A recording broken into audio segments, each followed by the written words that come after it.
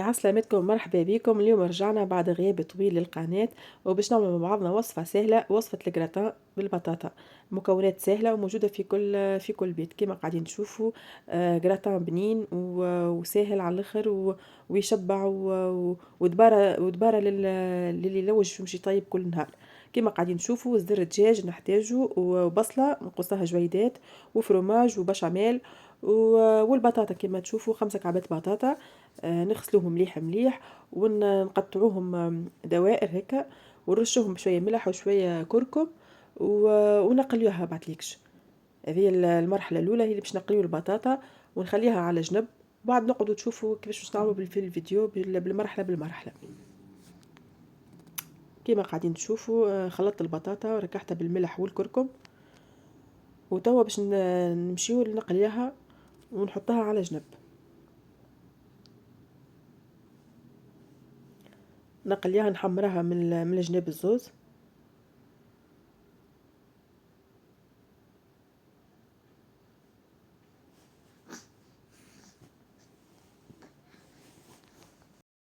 نكملوا نقليو البطاطا الكل الكمية اللي عنا.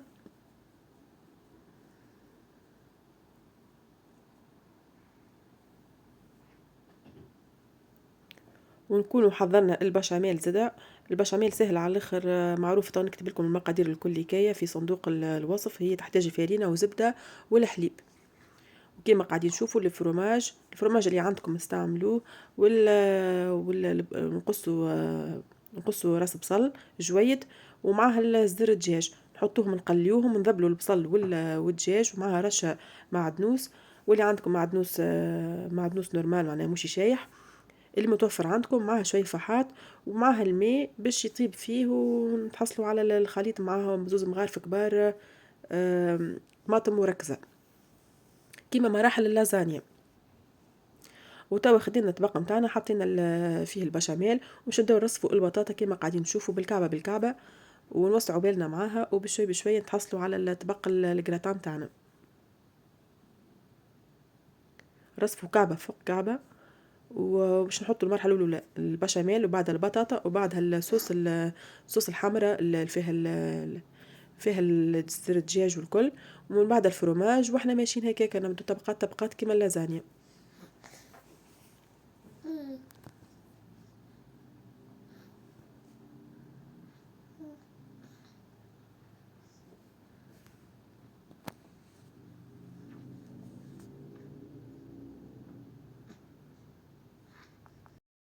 نكملوا رصفوا البطاطا الكل. الطبقه الاولى نتاع بطاطا كيما قاعدين تشوفوا.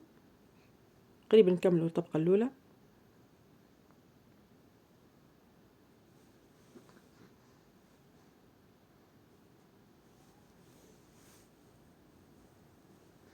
وتوا باش نحطوا الصوص الحمراء المتكونه من الزر الدجاج والبصل والفحات وشويه المعدنوس. نحطها فوق طبقه البطاطا.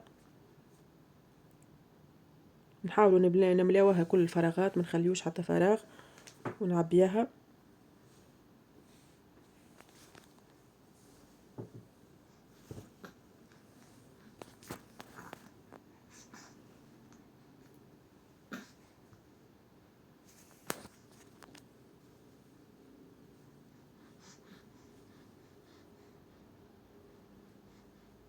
كما قاعدين تشوفوا تو عملنا الصوص، حطينا فوق منها الفرماج اي نوع اللي عندكم، الفرماج رابي ولا موتزاريلا المتوفر عندكم.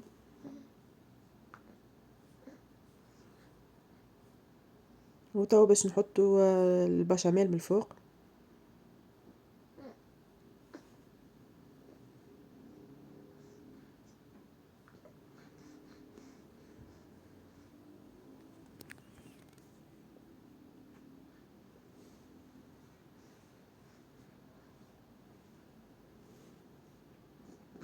وتوا نبداو في الطبقة الثانية متاع البطاطا. كالعادة نعمل نفس المراحل.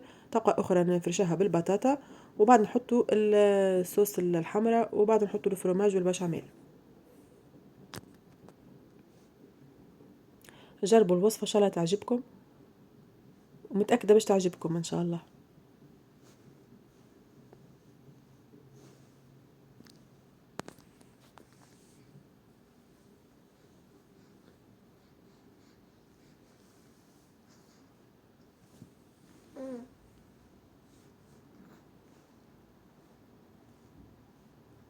نكملوا رصفه كعبة فوق كعبة فوق كعبة، حتى كان قعدت فراغات صغيرة مش مشكل، تتعبى بالبشاميل وبالحشو.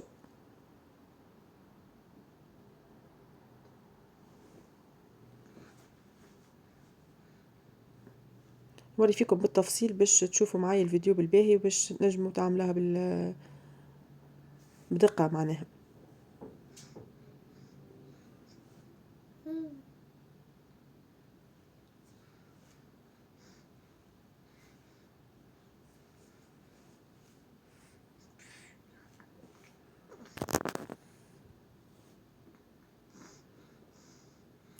وهيك نكونوا رصفنا طبقة ثانية متاع البطاطا، وحطينا توا الصوص الحمرا مرة أخرى.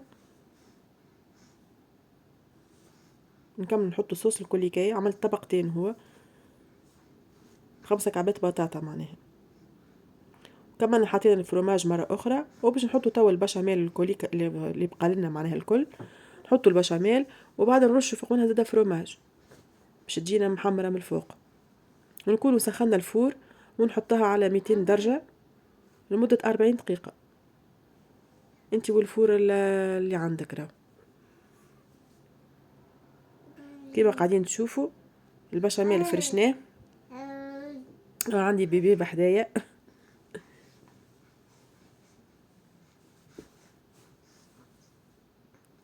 تسمعوا في صوته. وتوا رشينا الفرماج من الفوق، وباش نحطوا شويه رشه معدنوس شايح اضافه للي يحب معناها. وكيما قلت لكم توا الفور نكون مسخن الفور، وباش ندخلوا توا الجراتان نتاعنا ويطيب على روحه، وتاكلوا ان شاء الله بالصحه والشفاء، وباش تشوفوا معنا كيفاش يطلع النتيجه نتاعو.